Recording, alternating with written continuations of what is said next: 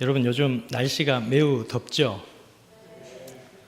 전라도 말로 요즘 날씨가 너무 더워요를 어떻게 표현할까요?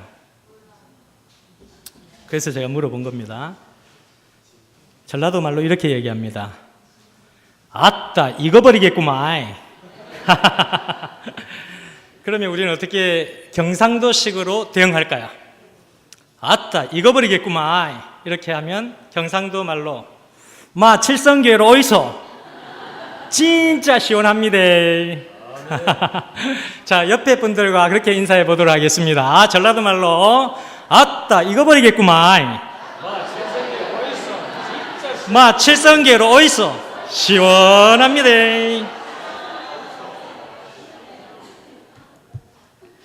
오늘 고난을 견디며 충성하는 교회라고 하는 제목으로 하나님의 말씀을 증거하도록 하겠습니다. 요한계시록 2장 8절에서 11절 말씀입니다.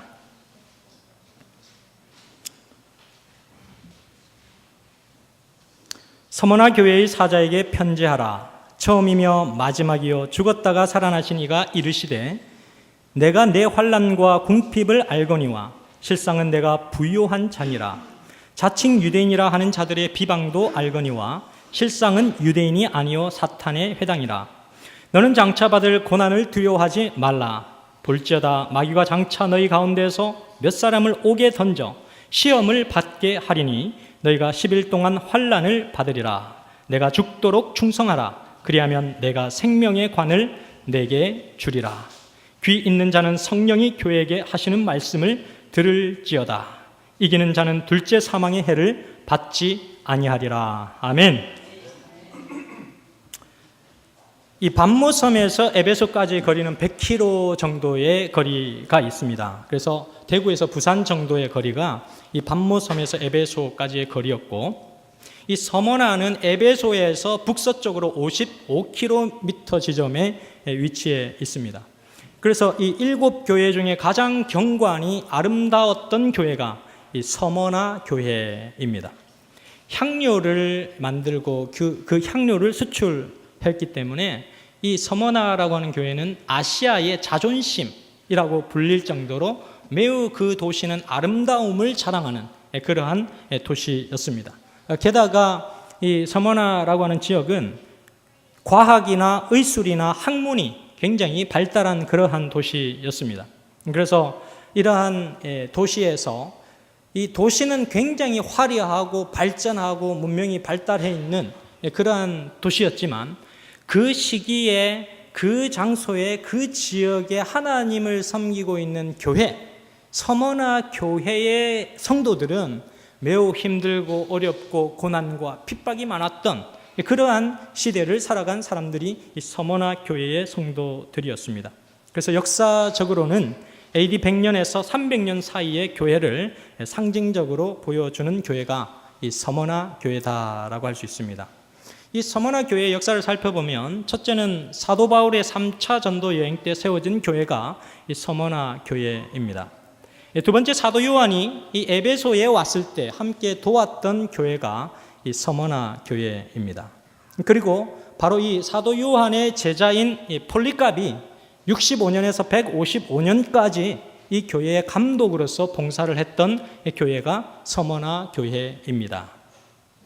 마침내 서기 155년 2월 23일 안식일에 이 개종한 빌라델피아 교인 11명과 함께 폴리갑이 불에 타서 순교함으로 이 서머나의 교회의 역사는 마무리가 됩니다.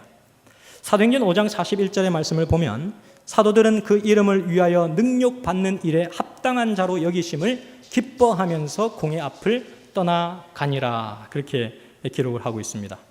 예수님께서 가치 있게 생각하고 소중하게 생각하시는 참교회의 첫 번째 특징이 사랑이었다라고 하면 두 번째 특징은 고난입니다.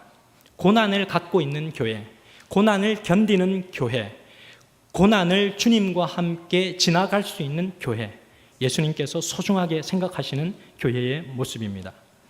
예수님을 위해서 고난을 달게 받으려 한다는 것은 그 사랑이 진실되다라고 하는 것을 증거해 주는 것입니다.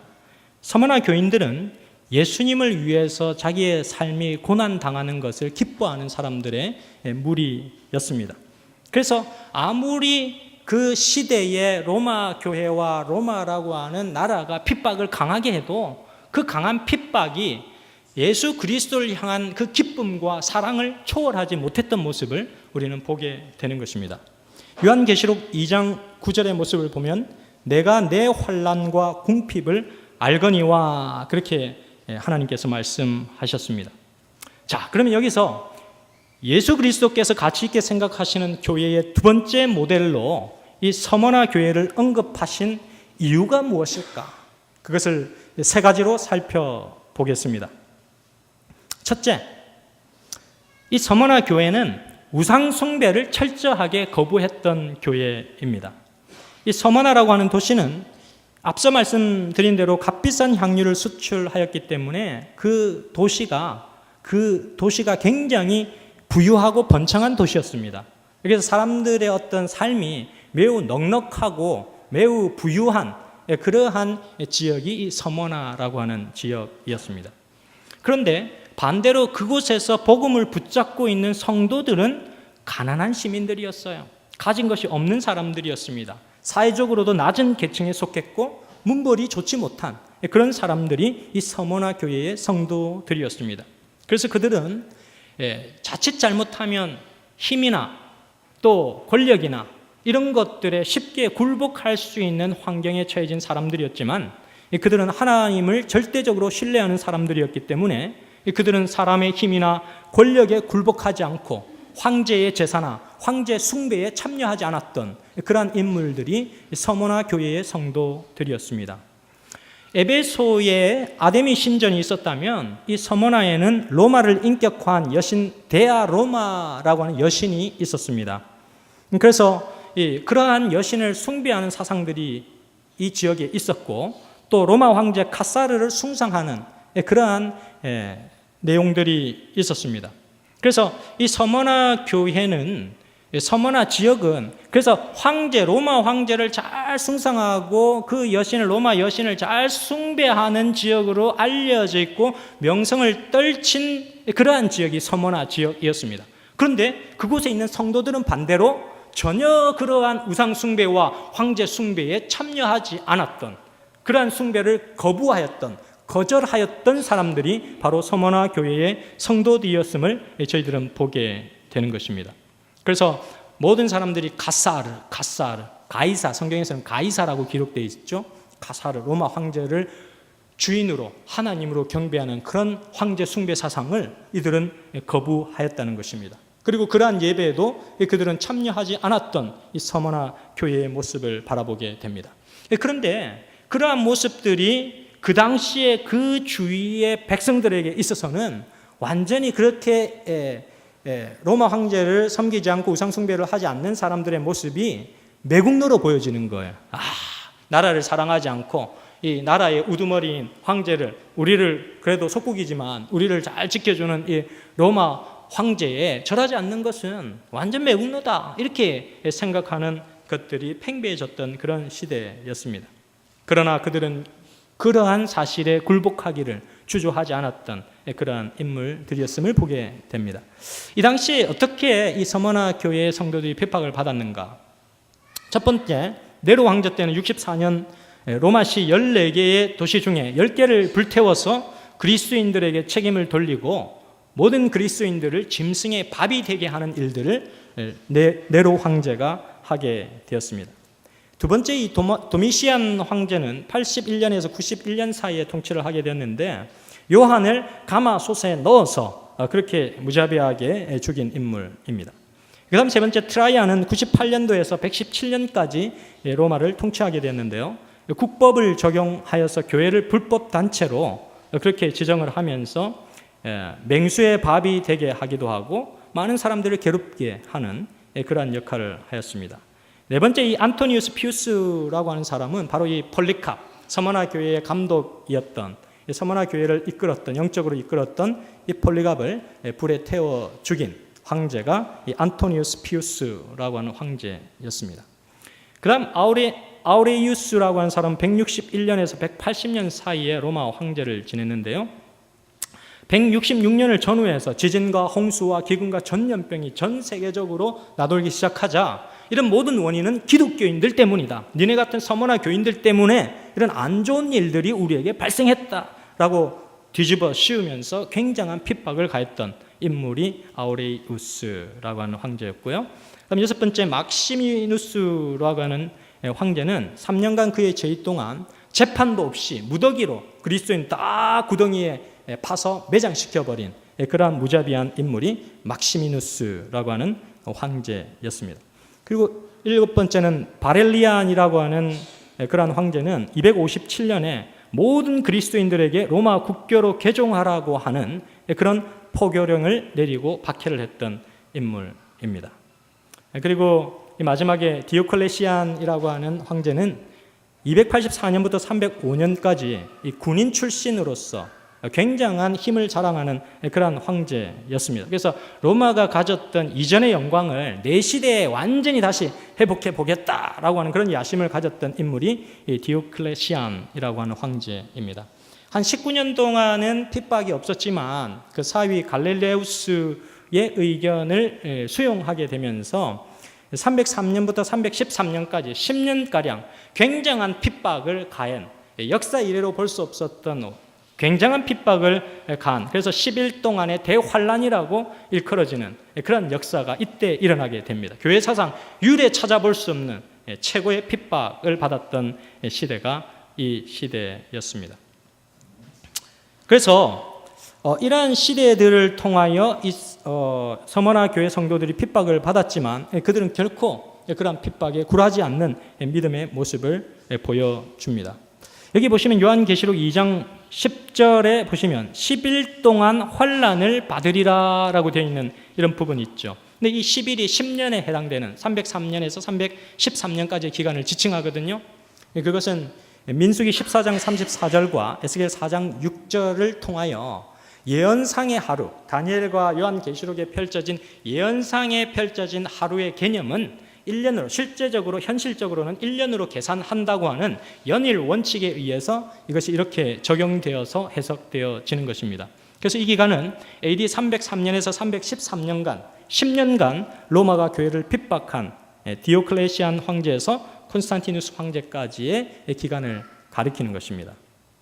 이때 어떤 일이 있었는가 하면 성경과 교회를 불태우고 그리스도인들을 모든 관직에서 박탈시키는 일들이 일어났습니다. 그래서 그리스도인, 내가 예수를 믿는 사람이면 관직에 아무리 실력이 출중하다 할지라도 관직에 오를 수가 없었습니다.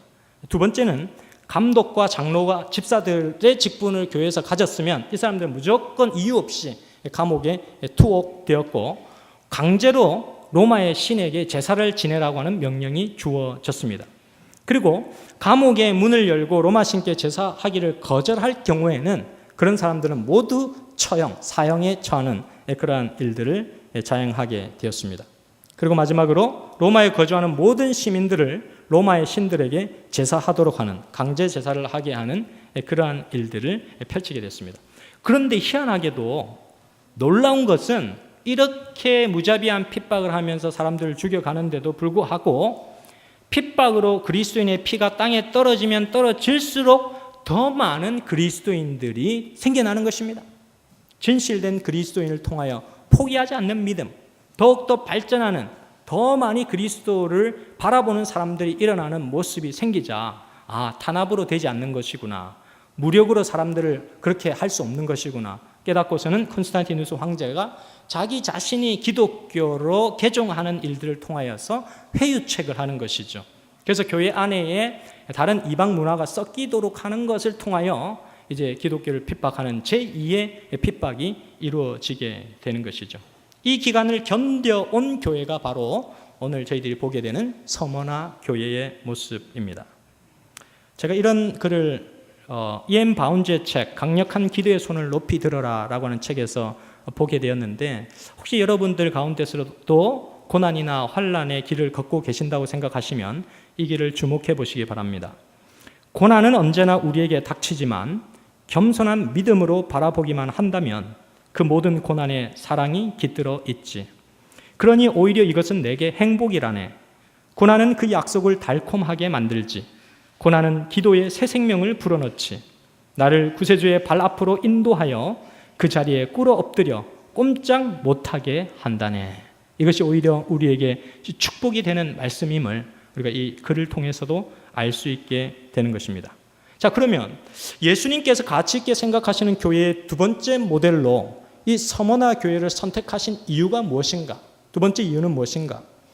이들은 유대인들의 미움과 핍박을 받은 교회였지만 그 핍박을 용감하게 이겨낸 교회가 서머나 교회였다라고 하는 것입니다.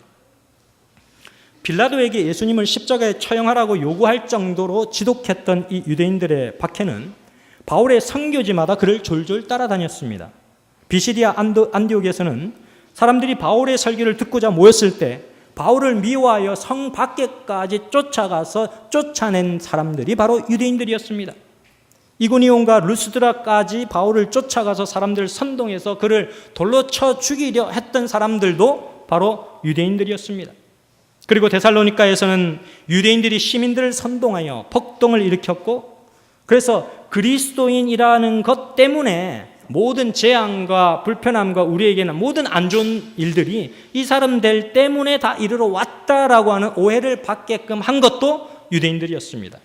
그리고 고린도에서는 어찌나 복음을 맹렬하게 대적했던지 바울이 너희 피가 너희 머리로 돌아갈 것이다 라고 말할 정도로 굉장한 핍박을 가했던 인물들이 유대인들이었어요. 그리고 예루살렘에서는 바울이 예루살렘으로 돌아왔을 때 성전에 붙잡혀 거의 죽을 뻔했던 그러한 사경을 헤매는 그러한 일들의 장본인들도 유대인들이었다라고 하는 것입니다. 복음에 대한 유대인들의 미움이 이 2세기 중엽까지 나타나게 되는데 바로 이곳 서머나에서 거룩한 주교 폴리갑을 순교하게 만든 것도 바로 유대인들의 몫이었다라고 하는 것입니다. 그래서 이 폴리갑을 사자의 밥으로 던져버려서 죽여야 된다라고 하면서 가장 큰 목소리를 냈던 사람들도 유대인들이었다고 하는 것입니다.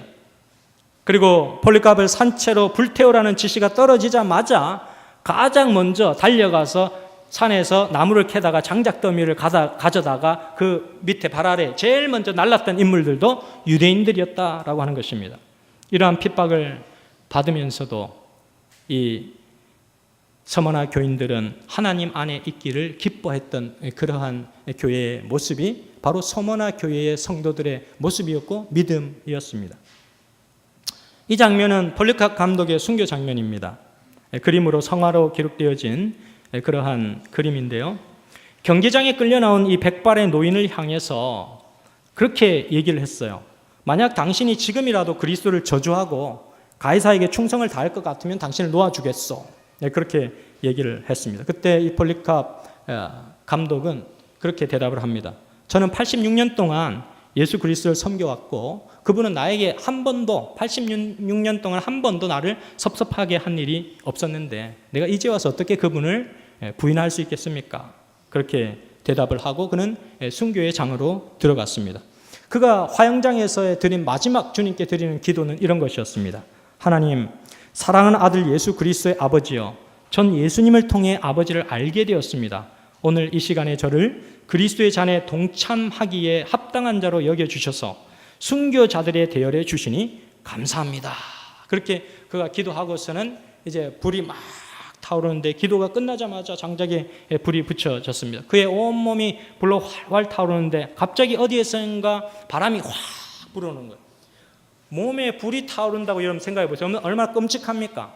그런데 그것도 고통스러울 텐데 바람이 불어와서 불이 꺼져버렸어. 그러면 그 타오르던 것이 이제 막 얼거져서 그렇게 되는 순간으로 몸이 지속된다고 한번 생각해 보십시오. 불이 타오르는 것보다 더 고통스러운 순간이 이어지고 있는 것입니다.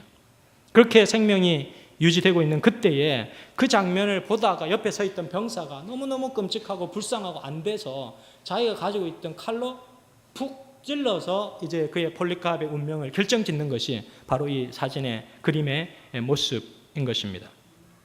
이런 끔찍한 핍박과 고난 속에서도 서머나 성도들은 서로를 사랑하며 오히려 서로를 더 격려하며 그래도 우리가 진리의 길을 놓지 말고 하나님께서 주신 우리의 복음의 사명을 다하는 그런 성도들이 되자라고 격려하며 그들은 진리의 길을 벗어나지 않았습니다.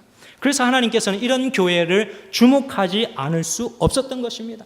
일교교회로 세상에 전 세계의 모델로 제시할 수 있는 두 번째 하나님께서 가치 있는 교회로 이 교회를 제시하고 있는 하나님의 모습을 보게 되는 것입니다.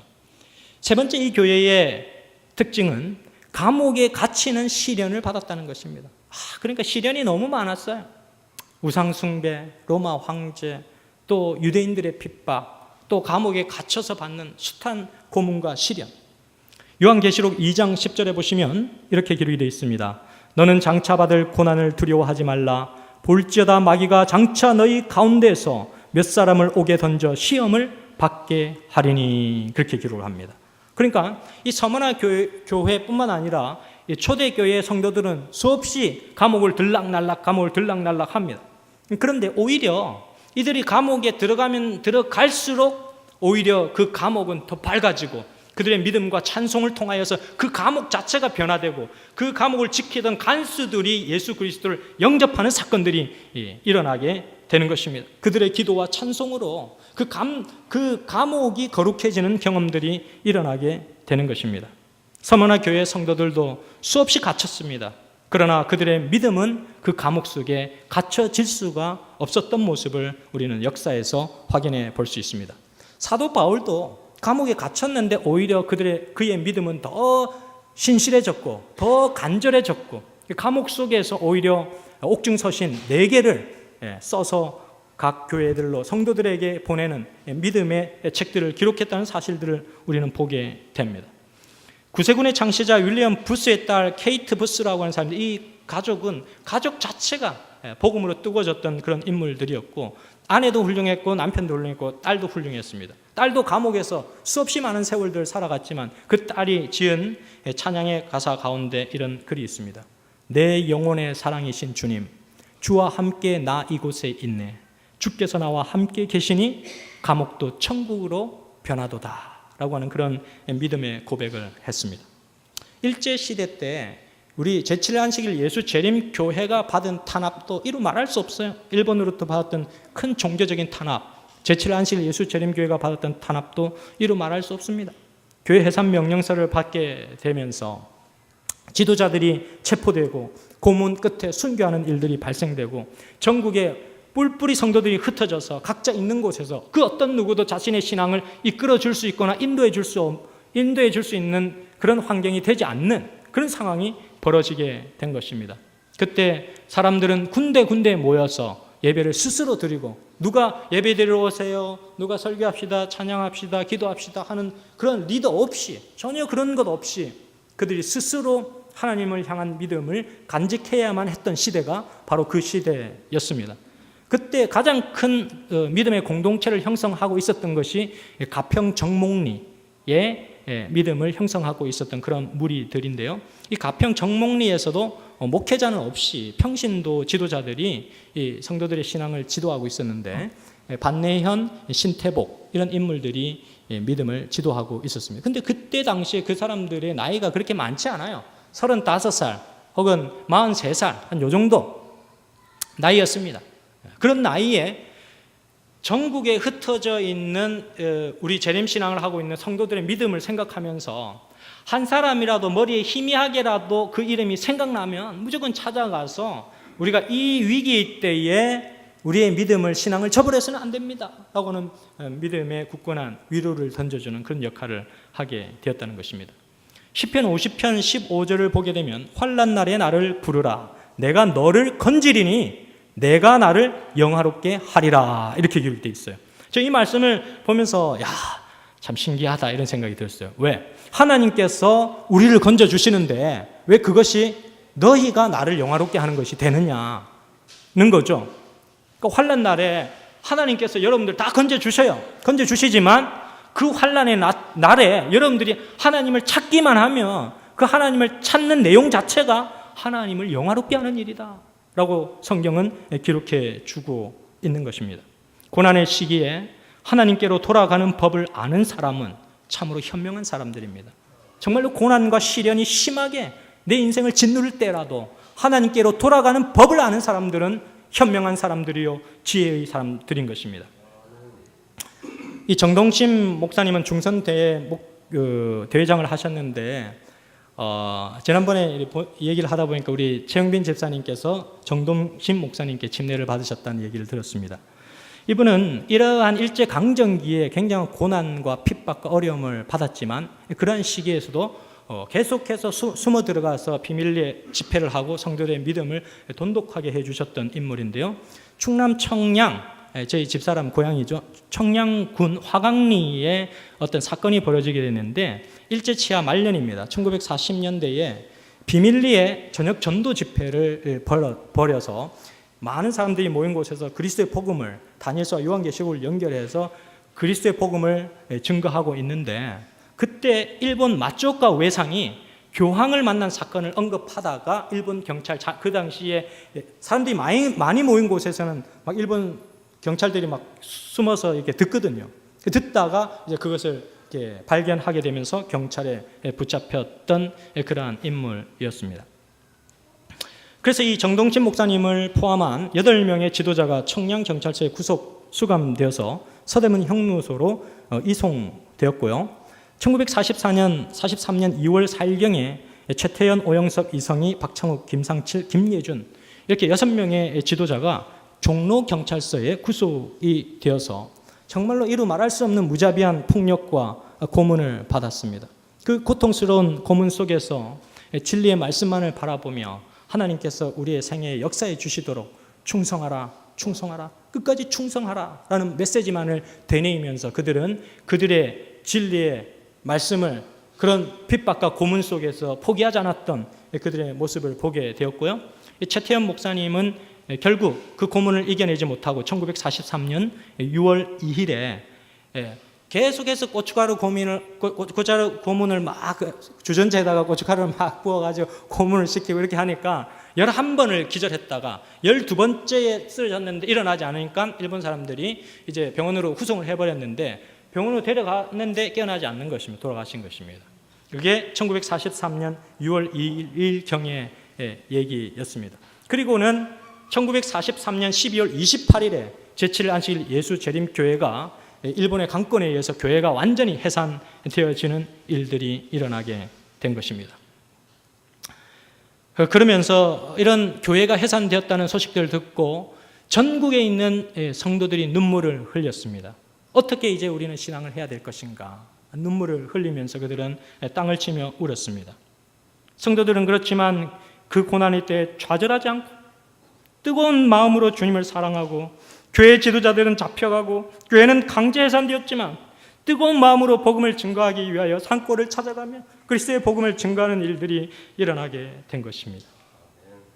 이 조경철 목사님은 당시에 집사님이셨는데 광산 사업가로 변신을 했어요. 그래서 가방에다가 돌을 집어넣고 전국을 돌아다니면서 그리스도의 복음을 전하면서 사람들에게 격려하는데 한시도 머물지 않고 광산 여행 증명서를 집어넣고 또 광산업 관련 서류를 집어넣고 돌을 2개를 항상 가방에 넣어서 들고 다녔습니다. 그래서 다른 사람들이 보면 신분이 광산업자라고 하는 것이 증명되어지는 그런 모습으로 다녔다는 것이죠.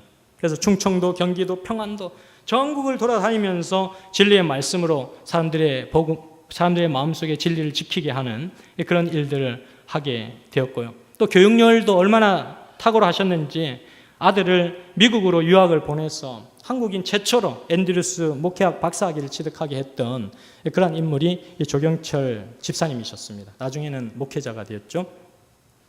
그리고 그 당시에 활약한 분들 가운데 두 번째 이 김명길 목사님은 15살 때 시골에 길을 거닐다가 논바닥에 전도지가 떨어져 있는데 그 길바닥에 논바닥에 떨어져 있는 전도지를 주워가지고 보니까 안식일과 일요일에 관한 내용들이 질비하게 기록이 되어 있는데 하나님의 말씀에 의한 안식일이 진리라는 사실을 그 전도지를 통해서 확인하고 그래서 뜨겁게 신앙을 시작하신 분이 이 김명길 목사님이신데 이분도 이 일제강점기에 교회가 다 해산되었을 때 가방 안에 성경과 출판물과 포도즙을 가방에 넣어두면서 사람들 찾아가서 그리스도의 복음을 증거하고 또 필요한 사람들에게는 건강의 축복을 빌어주고 그렇게 복음을 증거하였습니다. 이때 당시에 일본 경찰의 눈을 피하기 위해서 여자들은 바구니에 성경하고 찬미가하고 칼을 쑥쑥이나무 나물 캐는 칼을 집어넣고서는 이렇게 바구니에다가 이렇게 다니는 거예요. 그래서 걸리면은 나물 캐는 여인으로 그렇게. 그러나 이제 성경 찬미를 가지고 다니면서 예배를 인도하는 것이었습니다. 남자들은 나무를 하러 가는 그런 사람 복장으로 해서 비밀리에 이제 산속에 모여서 예배를 드리는 그러한 일들을 전국적으로 시행하게 되었는데요. 이 김명길 목사님은 그렇게 은밀하게 행상인으로 가방 파는 사람으로서 이렇게 다니면서 사람들에게 은밀하게 복음을 증거하고, 저녁에는 해가 뉘엿뉘엿 질 때에는 사람들이 와서 이제 침례 결심을 하게 되면 그 밤에 아무도 보이지 않는 곳에서 비밀리에, 경찰이 보이지 않는 그곳에 사람들에게 침례를 주는 그러한 일들을 통하여 153명이 이 짧은 시간 동안 그리스도의 복음을 받아들이게 되었던 그러한 역사가 있습니다. 수원교회와 천안교회, 청주교회, 원주교회, 춘천교회, 대천교회, 영등포교회, 이런 교회들을 이 목사님께서 다 개척하셨습니다. 6.25 남북전쟁 때는 총살감으로 선정된 17명 가운데 이분이 포함되었었습니다. 그래서 광주로 압송되어서 가는데 하나님께서 강력하게 개입하셔서 광주에서 시조를 읽었던 조사관을 만나게 되었고, 그 조사관이 희한하게도 그 잡혀간 이 김명길 목사님을 풀려나게, 자기가 시조를 읽어봤는데 이 사람은 참 좋은 사람이, 그럴 사람이 아니다 라고 증명해 줌으로써 총살형을 받았던 그러한 17명 가운데서 풀려나게 되었던 그러한 인물이 이 김명길 목사님이셨습니다. 그리고 정목리 신앙공동체를 지도했던 이 반내연 목사님과 신태식 장로님이 계시는데요. 이분들은 이제 갓 결혼해가지고 아이들이 매우 어린 거예요. 가난해서 먹을 것도 없는데 이 아이들을 먹이는 것도 벅찬 일인데, 아이들을 맡겨놓고서는 매일 이제 강원도니 뭐 찾아다니면서 그리스도의 복음을 증거하는 것입니다. 하나님께서 인도해 주시고 우리의 가정을 하나님께서 인도해 주시겠죠. 그러나 내 인생은 주님께 다 바쳐서 다시금 우리 재림교회의 성도들이 하나님의 이 아름다운 영광의 이 예배의 모습을 회복하는 그러한 일들 위해서 자신의 젊음을 바쳤던 인물들이 이 두 인물들입니다. 황해도까지 가서 복음을 전하게 되었는데요. 어느 날 삼척 지역을 방문을 하게 되었는데 삼척 방송협회에 근무하던 지방유지를 만나게 됩니다. 이 지방유지를 만나서 성경 말씀 가운데 일본이 곧 멸망하게 되리라는 메시지가 있습니다.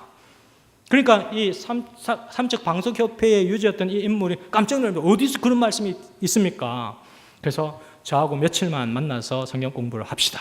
그렇게 해서 이제 성경 말씀을 펴고 1박 2일 동안 긴밀하게 그리스도의 복음의 말씀을 다니엘서와 요한계시록을 통하여 펼쳐주면서 이제 그가 회심을 하게 되었고 그리스도의 복음을 받아들이게 된 인물이 김관호 목사님이라고 하는 그런 분입니다. 그래서 김관호 목사님과 같은 이런 많은 인물들이, 우리 교회의 굵직굵직한 지도자들이 이러한 어둠의 때에 그리스도의 손길로 빚어지고 있었다는 사실을 우리는 고난의 때에 하나님께서 축복하신, 재림교회에 축복하신 역사들을 발견하게 되는 것입니다.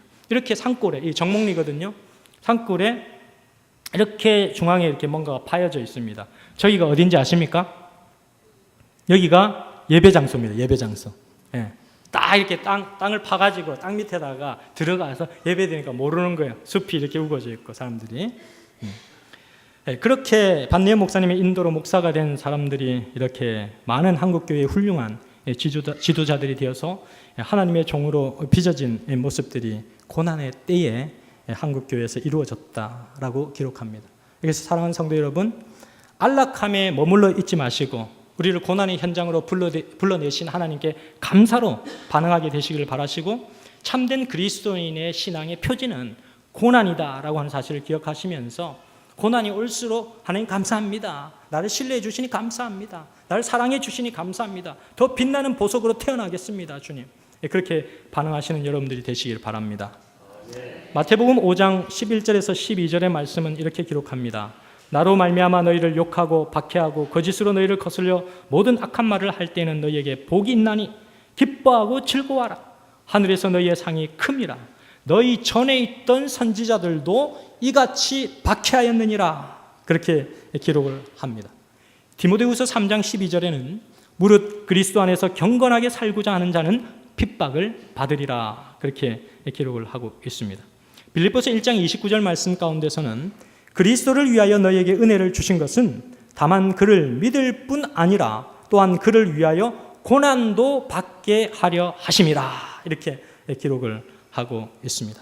사랑하는 성도 여러분, 여러분들의 삶 속에서 진리의 말씀을 희석시키지 않고 말씀 밖에서 타협하지 않는 그러한 여러분들의 모습은 하나님의 가슴을 들뜨게 하고 하나님께서 주목하시게 되고 하나님께서 여러분의 인생을 더욱더 아름다운 곳으로 인도하게 하시는 촉매제가 된다는 사실을 기억하게 되시기를 바랍니다.